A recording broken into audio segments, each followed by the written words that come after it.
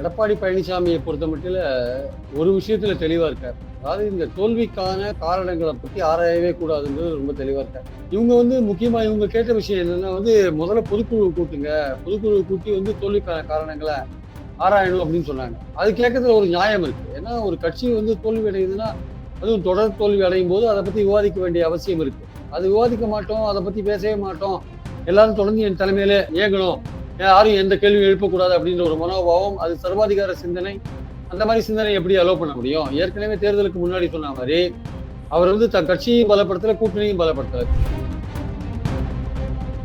இப்போ கூட்டணியும் பலப்படுத்தல, விலகி போனவங்களையும் ஒண்ணு சேர்க்கல, கட்சியையும் பலப்படுத்தல. இப்ப இந்த மாரியான ஒரு மன ஓட்டத்தோட, சிந்தனையோட எடப்பாடி செயல்பட்டார்னா, அவருக்கு என்ன நோக்கமா இருக்குன்னா, தன் தலைமை தான் யாருக்கும் பதில் சொல்லக்கூடாது. தன் சொல்லை கேட்டு எல்லோரும் நடக்கணும். இதுதான் அவருடைய நோக்கமா இருக்கே தவிர, வேற என்ன கட்சி வளர்க்கணும், கட்சி வெற்றி பெறணும்ன்ற சிந்தனை இருக்கிற மாரி அவருக்கு தெரியல. சபாநாயகர் என்ன பண்றாரு? நீக்காதியா இருக்காரு. அவங்க ஒரு பாலிடிக்ஸ் ப்ளே பண்றாங்க. ஏன்னா அவங்களுக்கு இவங்க இந்த 25 பேர் ஆதரவு இருந்தா பெட்டர்ன்னு அவங்க நினைக்கிறாங்க. தாவேக்கா நினைக்கிறாங்க. அதனால அவங்கள பக்கத்துல வச்சிருக்காங்க. முடிவும் எடுக்க மாட்டாங்க. இழுத்துனே போவாங்க. அப்ப சட்டமன்றத்துக்குள்ள அங்க தனியா வேலுமணி குரூப் ஒண்ணு செயல்படுது. சட்டமன்றத்துக்கு வெளியில எடப்பாடி செயல்படுறாரு. இப்போ சிபி சண்முகம் சொல்ற பேச்சை கேட்டு அவங்க பொதுக்குழுல கூட்டாத இருந்தாங்க வச்சுக்கோங்க. பொதுக்குழு கூட்டி விவாதிக்காம இருந்தாங்க வச்சுக்கோங்க. என்ன பண்ணுவாங்க? கொஞ்ச நாள் கழிச்சு சிபி சண்முகம், வேலுமணி அவங்க ஒரு பொதுக்குழு கூட்டம். நீங்க அவசரப்பட்டு எல்லா மாவட்ட செயலரும் நீக்கிறீங்க. என்ன காரணம்? இப்ப ஏன் பேச்சுவார்த்தைக்கு வர சொல்றீங்க? பேசி தீர்த்துக்கலாம் இப்ப சொல்றீங்களே. இது 3 நாள் முன்னாடி அவங்க நீக்கிறதுக்கு முன்னாடி நீங்க அதை யோசிக்க வேண்டாமா? அவங்க ஏன் நீக்கினீங்க முதல்ல? அப்ப பேசி தீர்த்துக்கலாம் முதல் கண்டிஷன் அவங்களுடைய மாவட்ட செயலாளர் மறுபடியும் கொடுங்க பதவியை மறுபடியும். பொதுக்குழு கூட்டினா நமக்கு ஆதரவு தெரிவிப்பாங்க நீங்க நம்புறீங்களா? என்ன விட்டா அந்த கட்சிக்கு வேற கதி கிடையாது நீங்க நினைக்கிறீங்களா? தைரியமா கூட்டுங்க சார். தைரியமா பொதுக்குழு கூட்டுங்க. கூட்டட்டும், இபிஎஸ் கூட்டட்டும். கூட்டிட்டு பார்க்கட்டும். அப்ப அதுல உங்களுக்கு எதிர்ப்பு வந்தா அப்புறம் நீங்க முடிவு பண்ணிக்கோங்க. இல்ல உங்களே ஆதரிச்சாங்கன்னா அப்ப தைரியமா நீங்க அவங்க மாவட்ட செயலாளர் பதவி தூக்குங்க. அவங்க தாவேக்காக்கு போனாலும் கவலைப்படாதீங்க. இல்ல அவங்க கட்சியை விட்டு தூக்குறதுக்கான நடவடிக்கை நீங்க சபாநாயகர் மூலமா எடுங்க. என்ன வேணா பண்ணுங்க. அவங்க இந்த ஒரு விஷயத்த முன்ன வைக்கிறாங்கல்ல, அதை பண்ணி விட்டுருங்களேன். கட்சி ஒற்றுமையை கருதி நான் ஒரு முயற்சி எடுத்தா நீங்க சொல்லுங்களேன் அட்லீஸ்ட்.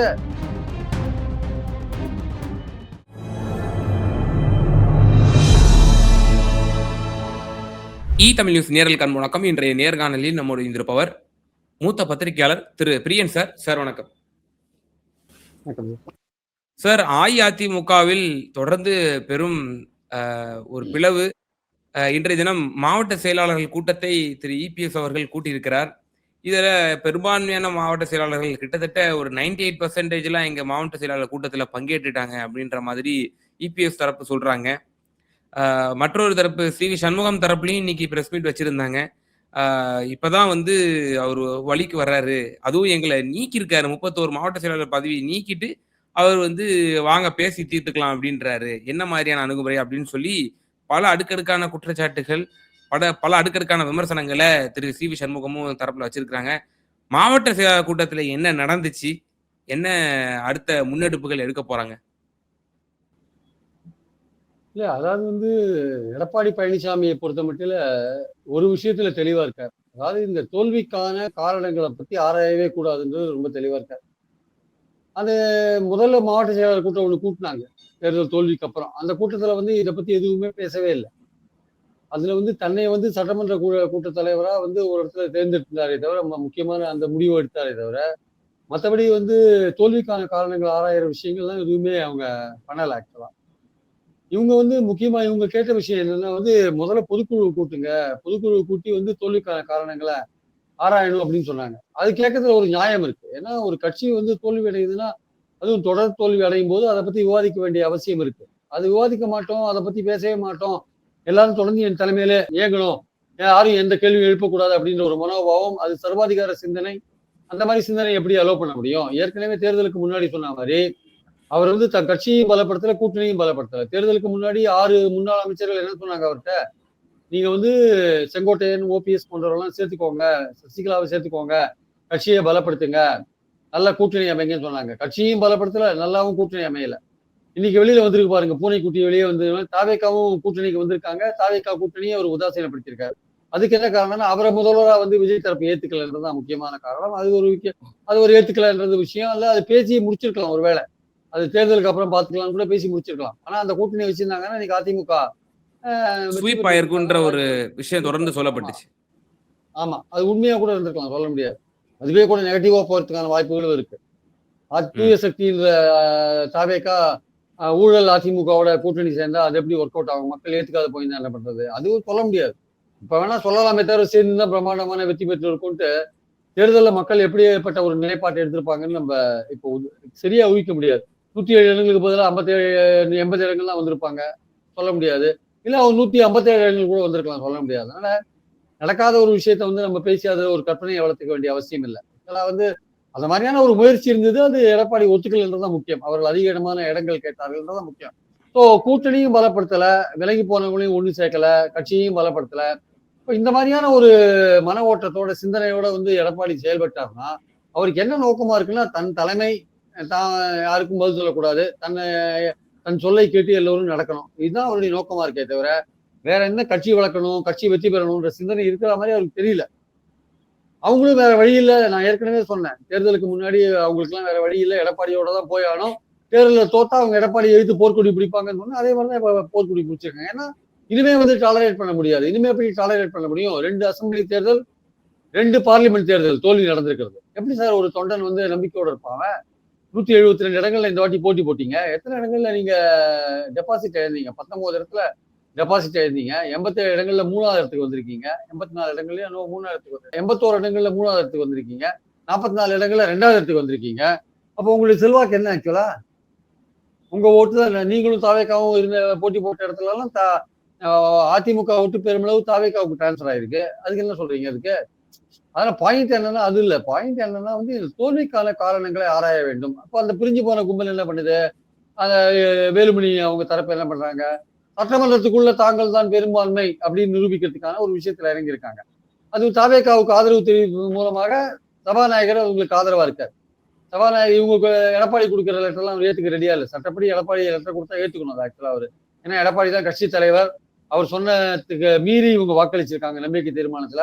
அதனால எடப்பாடி அவங்களை நீக்க சொன்னா நீக்கே ஆகணும். ஆனா சுப்ரீம் கோர்ட் தீர்ப்பு அப்படிதான் சொல்லுது. ஆனால் சபாநாயகர் என்ன பண்றாரு? நீக்காதியா இருக்காரு. அவங்க ஒரு பாலிடிக்ஸ் பிளே பண்றாங்க. ஏன்னா அவங்களுக்கு வந்து இவங்க இந்த 25 பேர் ஆதரவு இருந்தா பெட்டர்னு அவங்க நினைக்கிறாங்க. தாவேக்கா நினைக்கிறாங்க. அதனால அவங்கள பக்கத்துல வச்சிருக்காங்க. முடிவும் எடுக்க மாட்டாங்க. இழுத்துனே போவாங்க. அப்ப சட்டமன்றத்துக்குள்ள வந்து அங்க தனியா வந்து வேலுமணி குரூப் ஒன்று செயல்படுது. சட்டமன்றத்துக்கு வெளியில எடப்பாடி செயல்படுறாரு. இப்போ சிபி சண்முகம் சொல்ற பேச்சை கேட்டு அவங்க பொதுக்குழு எல்லாம் கூட்டாத இருந்தாங்க வச்சுக்கோங்க. பொதுக்குழு கூட்டி விவாதிக்காம இருந்தாங்க வச்சுக்கோங்க. என்ன பண்ணுவாங்க? கொஞ்ச நாள் கழிச்சு சிபி சண்முகம் வேலுமணி அவங்க ஒரு பொதுக்குழு கூட்டுவாங்க. அவங்க ஓ! ஒரு பொதுக்குழு கூட்டி அதுல வச்சு எடப்பாடியை நீக்குவாங்க. போட்டி எடப்பாடியை நீக்குவாங்க. பொதுக்குழு கூட்டுவாங்களா சார்? அப்படி போட்டி கூட்டுவாங்க. கூட்டி பொதுக்குழு நீக்குவாங்க. கூட்டுருச்சுன்னா, அப்ப கட்சி 2ஆக பிளந்தது என்று ஆமா. அப்பட்டமாக வந்து தெரியும். சட்டமன்றத்துக்குள்ளேயும் பிளந்திருக்கு, சட்டமன்றத்துக்கு வெளியிலயும் பிளந்திருக்குன்னு தெரிய வந்துரும். ம். அப்ப இத அவாய்ட் பண்ண வேண்டியது யாரு? இத வந்து தடுக்க வேண்டியது யாருடைய கடமை? எடப்பாடியோட கடமை தான். நீங்க ஏன் அவசரப்பட்டு எல்லா மாவட்ட செயலரையும் நீக்கிறீங்க? என்ன காரணம்? இப்ப ஏன் பேச்சுவார்த்தைக்கு வரேன்னு சொல்றீங்க? பேசி தீர்த்துக்கலாம்னு இப்ப சொல்றீங்களே, இது 3 நாள் முன்னாடி அவங்க நீக்கிறதுக்கு முன்னாடி நீங்க அத யோசிக்க வேண்டாமா? அவங்கள ஏன் நீக்கினீங்க முதல்ல? அப்ப பேசி தீர்த்துக்கலாம் முதல் கண்டிஷன் அவங்களுடைய மாவட்ட செயலாளர் மறுபடியும் குடுங்க பதவிய மறுபடியும். அதான் கண்டிஷனா இருக்க முடியும். எப்படி பேசுவாங்க? உங்ககிட்ட எப்படி பேசிப்பாங்க? நீங்க அவங்கள பதவி விட்டு நீக்குவீங்க. அவங்க வந்து உங்ககிட்ட பேசுவாங்களா? அவங்க உங்ககிட்ட சொன்னாங்க, தாவேக்காவ ஆதரிக்கலாம்னு சொன்னாங்க. நீங்க கேட்கல. ஏன்னா தாவேக்காவோட சேர்ந்தா உங்களுக்கு முதல் மந்திரி பதவி உங்களுக்கு கிடைக்காது. நீங்க அங்க போய் விஜய் கீழ நீங்க வேலை செய்யறதுக்கு விரும்பல. அதனால வேண்டாம்னு சொன்னீங்க. அவங்களுக்கு மந்திரி பதவி கிடைச்சா போல அவங்க இருந்தாங்க. அதனால அது ஒரு குரூப் பிரிஞ்சு போச்சு. இப்ப நீங்க வந்து அப்ப கட்சி ஒற்றுமையா இருக்கணும்னு நினைச்சீங்கன்னா, நீங்க வந்து அவங்க முதல்ல மாவட்ட செயலாளர் பதவியிலிருந்து ஏன் நீக்கிறீங்க? முதல்ல அவங்களுக்கு திருப்பி மாவட்ட செயலாளர் பதவியை ரெஸ்டோர் பண்ணுங்க முதல்ல. ரெஸ்டோர் பண்ணிட்டு அப்புறம் பேச்சுவார்த்தைக்கு கூப்பிடுங்க. அதுதான் கண்டிஷனா இருக்க முடியும் ஆக்சுவலா வந்து. அத கூப்பிடாம நீங்க அவங்கள நீக்கிட்டு அவங்கள பேச்சுவார்த்தைக்கு கூப்பிட்டா என்னங்க அர்த்தம் அது?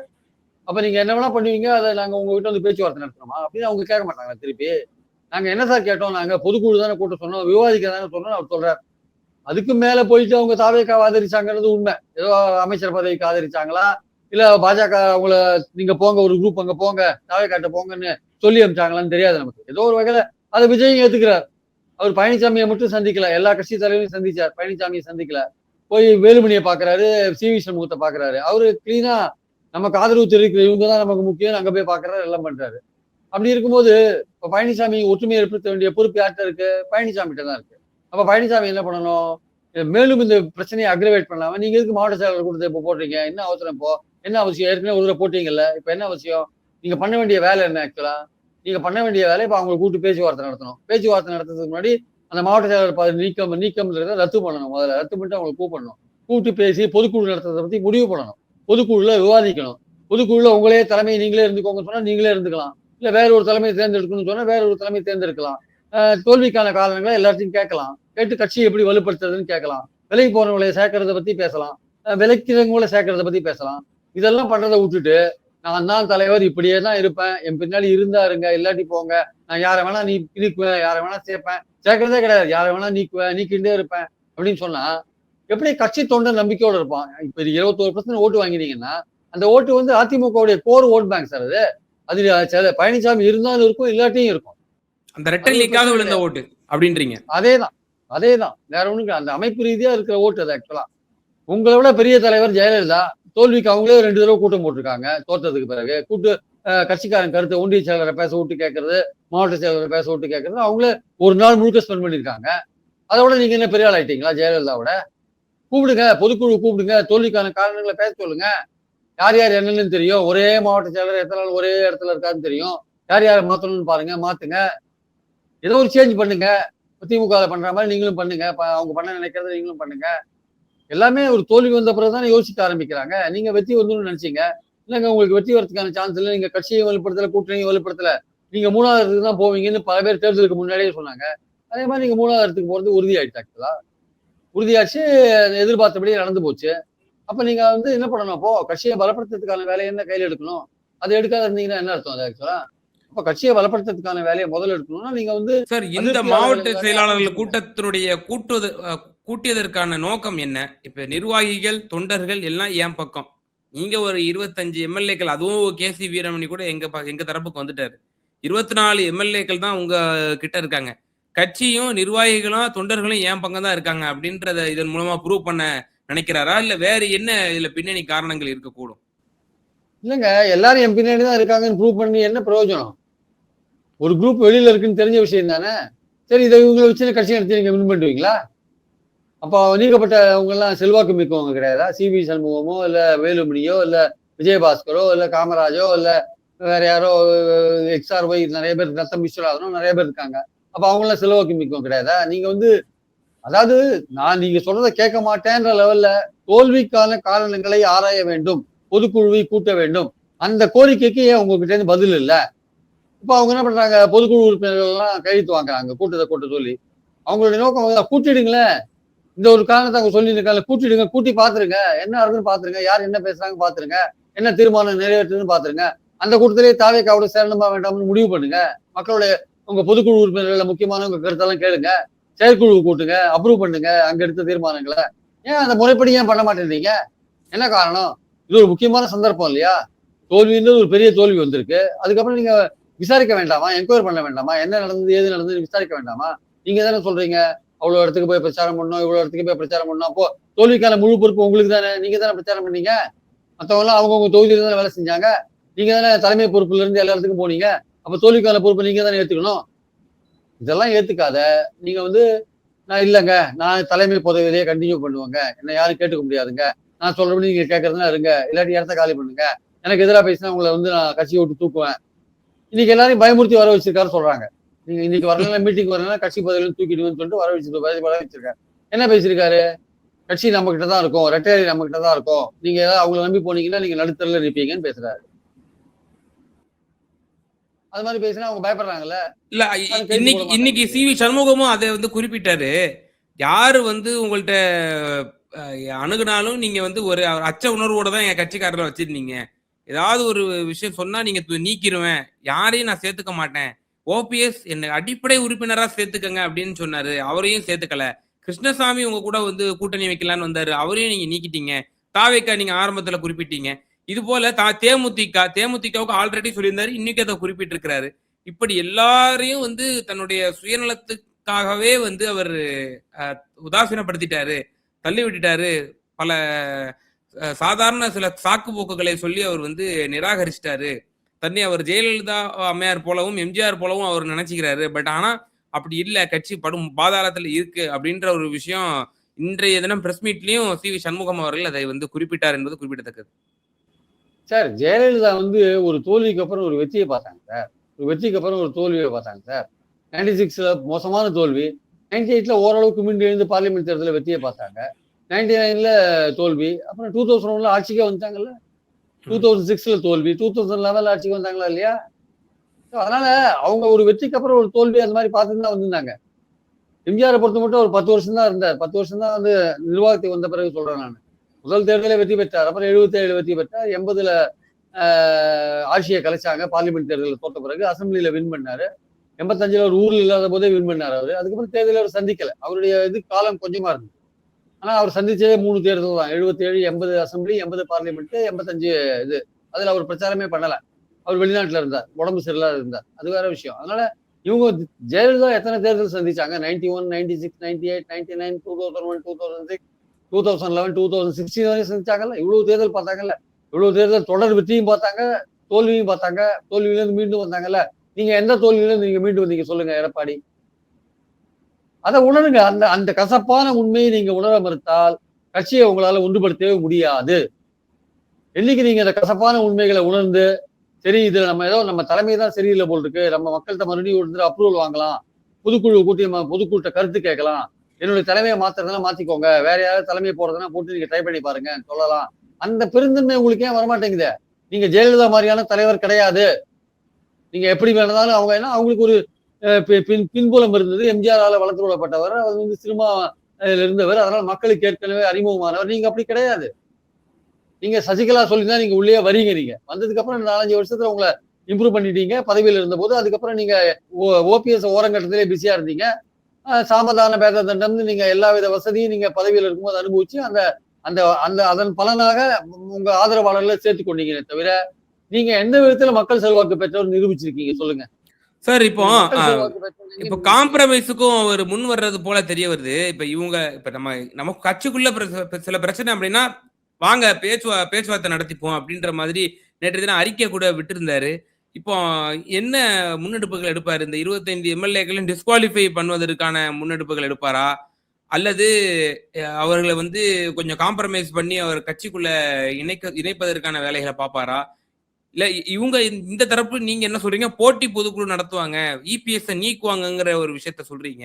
அப்ப எதை நோக்கி போகும்? சார் இவர் பேச்சுவார்த்தை நடத்தணும், கட்சியை ஒன்றுபடுத்தணும்னு இவருக்கு முதல்ல ஆசை இருந்தா அவங்கள பதவி விட்டு நீக்கிக்க மாட்டார் சார். அவங்களே பதவி விட்டு நீக்குவீங்க? அந்த நீங்க உண்மையிலேயே ஒரு சரி பரவாயில்ல ஏதோ நடந்து போச்சு, அவங்க சட்டமன்றத்துல தனி குழுவா செயல்பட ஆரம்பிக்கிறாங்க, நம்ம வெளியில கட்சி வந்து சட்டமன்றத்துக்கு வெளியில ஒற்றுமையா இருக்கணும், அவங்க அரவணைச்சு போகணும்னு நீங்க நினைச்சீங்கன்னா அவங்க மாவட்ட செயலாளர் பதவி நீங்க தூக்க வேண்டிய அவசியம் இல்லையே. வாங்க நம்ம பேசலாம் சொல்லியிருக்கலாமே. அவங்க என்ன சொன்னாங்க? பொதுக்குழு நான் கூட்டுறேன் நீங்க சொல்லியிருக்கலாமே. ஓப்பனாக அறிக்கையை விட்டுருக்கலாமே. பொதுக்குழு கூட்டத்துக்கு நாங்க பத்தி பேசுறதுக்கு கூட்டுறதை பத்தி பேசுறதுக்கு நான் ரெடியா இருக்கேன், நீங்க வாங்கன்னு கூப்பிட்டுருக்கலாமே. நீங்க பொதுவாகவே ஒரு அறிக்கை விட்டு அவங்க வந்து உங்ககிட்ட பேச வந்திருப்பாங்களே. இப்போ அவங்களுக்கு என்னன்னா அவங்க தாவேகா பக்கம் போயிட்டாங்க. இப்ப நீங்க தாவேகா பக்கம் போக முடியுமான்றது டவுட்டா இருக்கு. இப்ப அவங்க என்ன பண்ணுவாங்க? அதிகார பசியில போயிட்டாங்க, அதிகாரத்தை சுவைக்கணும்னு போயிட்டாங்க, அதிகாரம் இல்லாட்டி நம்ம இருக்க முடியாதுன்னு நினைச்சு போயிட்டாங்க, எல்லாம் தங்களை காப்பாத்தி கொள்ள போயிட்டாங்க, எந்த வேணா வச்சுக்கோங்க. அவங்க என்ன சொல்லுவாங்க? அந்த அதை அப்படியா சொல்லுவாங்க? ஆமாங்க எங்களுக்கு அதிகாரம் வேணும், அதுக்காக தான் போயிட்டோம்னு சொல்லுவாங்க. அப்படி சொல்ல மாட்டாங்க. பொதுக்குழு கூட்டல தோல்விக்கான காரணங்களை விவாதிக்கல, அந்த காரணத்தை தான் அவங்க சொல்லிட்டே இருப்பாங்க. அதை நீங்க பண்ணிடுங்க. அதை பண்ணிட்ட பிறகு பாருங்க என்ன பண்றாங்கன்னு பாருங்க. உங்க தலைமை மேல உங்களுக்கு நம்பிக்கை இருக்கா? பொதுக்குழு கூட்டினா நமக்கு ஆதரவு தெரிவிப்பாங்க நீங்க நம்புறீங்களா? என்னை விட்டா அந்த கட்சிக்கு வேற கதி கிடையாது நீங்க நினைக்கிறீங்களா? தைரியமா கூட்டுங்க சார். தைரியமா பொதுக்குழு கூட்டுங்க. கூட்டட்டும், இபிஎஸ் கூட்டட்டும், கூட்டிட்டு பார்க்கட்டும். அப்ப அதுல உங்களுக்கு எதிர்ப்பு வந்தா அப்புறம் நீங்க முடிவு பண்ணிக்கோங்க. இல்ல உங்களே ஆதரிச்சாங்கன்னா அப்ப தைரியமா நீங்க அவங்க மாவட்ட செயலாளர் பதவி தூக்குங்க. அவங்க தாவேக்காக்கு போனாலும் கவலைப்படாதீங்க. இல்ல அவங்க கட்சியை விட்டு தூக்கிறதுக்கான நடவடிக்கை நீங்க சபாநாயகர் மூலமா எடுங்க. என்ன வேணா பண்ணுங்க. அவங்க இந்த ஒரு விஷயத்த முன்ன வைக்கிறாங்கல்ல, அதை பண்ணி விட்டுருங்களேன். கட்சி ஒற்றுமை கருதி நான் ஒரு முயற்சி எடுத்தேன் நீங்க சொல்லுங்களேன். அட்லீஸ்ட் நான் ஒரு முயற்சி எடுத்தேன்ப்பா, பொதுக்குழு கூட்டி ஒற்றுமைப்படுறதுக்கு ஒரு முயற்சி எடுத்தேன், அவங்க கோரிக்கை ஏற்றுட்டேன் அப்படின்னு ஒரு முயற்சி எடுத்தா நீங்க ஒரு ஒரு ஒரு முயற்சி பண்ணி பார்க்கலாம்ல. அதையும் செய்ய மாட்டேன்றீங்க. இப்போ நீங்க பேச்சுவார்த்தைக்கு தயார்னா ஏன் பதவி விட்டு நீக்கிறீங்க? அதனால இப்போ இன்னும் காலதாமதம் எல்லாம் ஆகல. இப்போ நீங்க வந்து அவங்க பதவியெல்லாம் நீக்கிற பதவியை ரத்து பண்ணிட்டு நீங்க அவங்கள பேச்சுவார்த்தை கூப்பிட்டு பொதுக்குழுக்கான டேட்டை பிக்ஸ் பண்ணி பொதுக்குழுல பேசுங்க. பொதுக்குழு உங்களை தான் ஆதரிப்பாங்கன்னு உங்களுக்கு நம்பிக்கை இருந்தா நீங்க தைரியமா கூட்டுங்க. இல்லைங்க நமக்கு பொதுக்குழுல பிரச்சனை வரும், நிறைய பேர் நம்மள வந்து நான் தான் தோல்விக்காரன்னு சொல்லுவாங்க அப்படின்னு நீங்க பயந்தீங்கன்னா கூட்டாதீங்க. அவங்க உங்களுக்கு நேர் எதிராக பொதுக்குழு அவங்களை கூட்டி அவங்க நீக்கிடுவாங்க. அப்புறம் கட்சி வந்து சட்டமன்றத்துக்குள்ளேயும் பிளவா இருக்கும், வெளியிலையும் பிளவுபட்டு அதிமுக நாங்க தான் அவங்க சொல்லுவாங்க. சார் திரு அப்புறம் நீங்க கோர்ட்டுக்கு இபிஎஸ் போவீங்க. திரு கோர்ட்டுக்கு இபிஎஸ் போனீங்கன்னா 4 வருஷம் கோர்ட்லயே போயிட்டு இருக்கோம். 29 தேர்தல் வந்துரும். திரு இபிஎஸ் நேற்று தினம் அந்த அறிக்கை விட்டதுல தாவேகா தலைவர் விஜய கடுமையா சாடுறாரு. 5 கட்சி தயவுல நீங்க வந்து ஆட்சி புரியுறீங்க. நீங்க ரொம்ப நாளா நீடிக்க மாட்டீங்க இந்த ஆட்சி. குதிரை பேரம் எங்க கட்சியினரை வச்சு நீங்க வந்து பேரம் நடத்தி இந்த ஆட்சியை வந்து நீங்க தக்க வச்சிருக்கீங்க அப்படின்ற மாதிரி கடுமையான விமர்சனத்தை முன்வைக்கிறாரு. இந்த அதிமுகவுடைய இந்த குழப்பத்துல விஜய்க்கும் தமிழக வெற்றி கழகத்துக்கு ஏதோ ஒரு பங்கு இருக்கோ, அது கடுமையான ஒரு தாக்குதல்ல திரு விஜய் மீது அவர் வந்து இஷ்யூ வாரியாகவும் கடுமையான விமர்சனங்களை வைக்கிறாரு திரு இபிஎஸ். அப்போ விஜயால தமக்கு ஒரு பாதிப்பு அப்படின்னு நினைக்கிறாரா அவரு? சார் விஜயால பாதிப்புன்னா நீங்க ஒழுங்கா இருந்தீங்கன்னா விஜயால பாதிப்பு வரும். நீங்க அவங்கள ஏன் விட்டீங்க? அவங்களுக்கு அந்த சான்ஸை நீங்க கொடுத்துக்க கூடாதுல்ல. அவங்க என்ன உங்ககிட்ட முன்னாடி கோரிக்கை வச்சாங்க? பொதுக்குழு கூட்டுங்க தானே வச்சாங்க. ஐயா கூட்டுறேன் ரைட்டு. இத்தனாம் தேதி பொதுக்குழுன்னு சொல்லியிருந்தா அவங்க போயிருப்பாங்களா? சார் உங்க கோரிக்கை நிறைவேற்றிட்டேன் வாங்க பொதுக்குழுல பேசிக்கலாம். அப்ப பொதுக்குழுல நீங்க இன்னொரு தீர்மானத்தை வச்சிருக்கலாம். தாவேகாவை ஆதரிப்பதா வேண்டாமான்னு அந்த மாதிரி விஷயங்களே வச்சிருக்கலாம். அந்த மாதிரி அப்புறம் பொதுக்குழு என்ன ஆதரவு தெரிவிக்குதுன்னு பாத்துக்கலாம். அதெல்லாம் பண்ணிருக்கலாம்ல நீங்க. இப்போ இந்த சி.வி. சண்முகம் தரப்பினுடைய நோக்கமே இபிஎஸ் தலைமை இருக்கக்கூடாது. அவங்க வெளிப்படையா வாய்னால சொல்லுவாங்க எங்க பொதுச் செயலாளர்ன்ட்டு. பட் ஆனா அந்த அவங்களுடைய எண்ணம் என்பது இபிஎஸ் நீக்க வேண்டும். நோக்கமே தப்பா இருக்கும் போது அப்ப அப்படியே கூட்டுவாரு திரு இபிஎஸ் அவர்கள். சார் இபிஎஸ் வந்து தோல்விக்கு பொறுப்பேற்று விலக வேண்டும் சார் முதல்ல ஆக்சுவலா. அதுதான் அடிப்படையான விஷயம். விவாதிக்கணும்ன்றது என்ன அர்த்தம்? விலக வேண்டும்னு அர்த்தம் ஆக்சுவலா. அவரை விளக்குறதுன்னா பொதுக்குழு கூட்டி தான் அதை பண்ண முடியும். அதனால தான் கூட்ட சொல்றாங்க பொதுக்குழுவை. பொதுக்குழு கூட்டினா சொல்லுவாங்க இத்தனை தோல்வியை பார்த்துட்டோம், நீங்க விலகி இருந்திருங்க, விலகி இருந்து வேற யாராவது தலைவரை தேர்ந்தெடுங்கன்னு அவங்க சொல்லுவாங்க. ஆனால் என்னுடைய பாயிண்ட் என்னன்னா, அவங்க சொல்றபடி நீங்க பொதுக்குழு கூட்டியிருந்தீங்கன்னா நீங்க வந்து ஓரளவுக்கு அவங்க அந்த சைடு போயிருக்கிறத பத்தி யோசிச்சிருப்பாங்கல்ல. அப்படியே அவங்க போனாங்கன்னா அதிகார பசி அது இது கட்சியை பலந்துட்டார் விஜய்.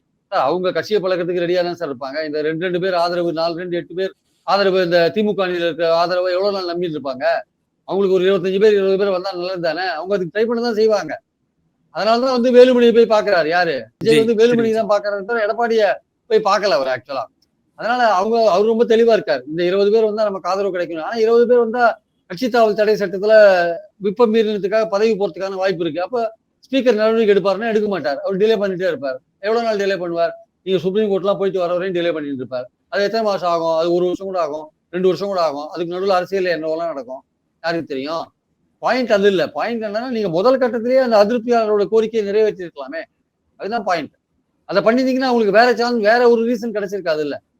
அப்ப பொதுக்குழு என்ன பண்ணுதோ அது மாதிரி முடிவு எடுத்துக்கலாம்ல. அதை விட்டுட்டீங்களே நீங்க. இப்ப அவங்களை நீக்கி இன்னும் மேல பிரச்சனையை பெருசாக்கிட்டீங்க நீங்க. இப்ப அவங்க என்ன பண்ணிட்டாங்க? இதான் சான்ஸ், அங்க போய் தாவேக்காவோட போக ஆரம்பிச்சிட்டாங்க. நீங்க முதல்ல உங்க கோரிக்கை ஏற்றிருந்தீங்கன்னா இந்த பிரச்சனை வந்திருக்காது இல்ல. சார் எனக்கு இறுதியான ஒரே கேள்வி. இப்ப மாவட்ட செயலாளர் கூட்டத்துல நிர்வாகிகள்லாம் வந்தாங்க இல்லையா? அப்போ நீங்க ஒரு வார்த்தை சொல்லியிருக்கீங்க. அதாவது த்ரெட்டன் பண்ணி தான் வந்து கூட்டு வந்திருக்காங்க. அதாவது நீங்க வரலன்னா கட்சி பதவியை விட்டு தூக்கிடுவோம் அப்படின்ற மாதிரி அப்படின்னு சொல்லி. அப்ப இவர்களுமே வந்து திரு இபிஎஸ்ஐ வந்து மனம் வந்து இவர் தான் தலைமை, இவர் கூட தான் நம்ம வந்து பயணிக்கணும் அப்படிங்கிற ஒரு எண்ணம் இல்லாதவர்களும் அதுல வந்து பார்ட்டிசிபேட் பண்ணிருக்காங்களா அப்படிங்கிற ஒரு கேள்வி இருக்கு. பண்ணிருப்பாங்க. இப்ப இனிமே இந்த 2 குழுக்கள்லயும் இங்க இருந்து அங்க போறது, அங்க இங்க வருது, இவங்க அவங்களை குறை சொல்லுது, அவங்க இவங்களை குறை சொல்லுது, எல்லாமே நடக்கும் சார். இதெல்லாம் நடக்காத இருக்கணும்னா பொதுக்குழு கூட்டம் தான் ஒரே வழி. பொதுக்குழு அமைதியா கூட்டி, அமைதியா பேசி, அமைதியா விவாதித்து, அமைதியா டிசிஷன் எடுத்து பிரியறதுன்னா அமைதியா பிரிய வேண்டியதுதான். யார் யார் பிரிஞ்சு போறாங்களோ போங்க, நான் இருக்கேன். பெரும்பான்மை யார்கிட்ட இருக்கோ அவங்க கட்சியை நடத்தட்டும். அதுதான் பாயிண்ட். அந்த இடத்துக்கு வந்து இபிஎஸ் நகரணும். இப்ப இன்னைக்கு நீங்க பயந்து கூட்டலாம். நீங்க கலந்துட்ட மாவட்ட செயலாளர் 2 பேர் நாளைக்கு வேலுமணி பக்கம் போவாங்க. வேலுமணி பக்கம் இருக்கிற ஒருத்தர் இங்க வருவார், ஒருத்தர் இங்க வருவார். அவர் பக்கமும் ஒரு 30 40 மாவட்ட செயலாளர் இருக்கிறதா சொல்றாங்க. அது எவ்வளவு தூரம் உண்மைன்னு தெரியாது. அவர் நாளைக்கு ஒரு மாவட்ட செயலாளர் கூட்டத்தை போட்டாலும் போடுவார், சொல்ல முடியாது. அவர் கூட்டி எங்க 50 பேர் அட்டன் பண்ணாங்கன்னு அவர் சொல்லுவார். அவர் மொத்தமே இருக்கிறது 87 82 தான் இருக்கு. அதனால இந்த மாதிரி விஷயங்கள் மறுபடியும் அதிமுக வந்து 21 22 23 24 அந்த காலகட்டத்துக்கு கொண்டு போறதுக்கான வாய்ப்புகள் இருக்கு. அதனால இதெல்லாம் சரி பண்ண வேண்டியது ஒழுங்கா அவர் கடமை. யாரோட கடமைனா இபிஎஸோட கடமை. அந்த கடமையில அவர் தவறுவாரே ஆனால் அதிமுகவை வந்து பின்னடைவுக்கு கொண்டு போன பெரிய பழி அவர் மீதுதான் விழும். நிச்சயமா சார். பல்வேறு விவகாரங்கள் எங்க நேயர்களுக்கு ரொம்ப தெளிவா உங்களோட கருத்துக்களை பதிந்தீங்க. ரொம்ப நன்றி. தேங்க்யூ.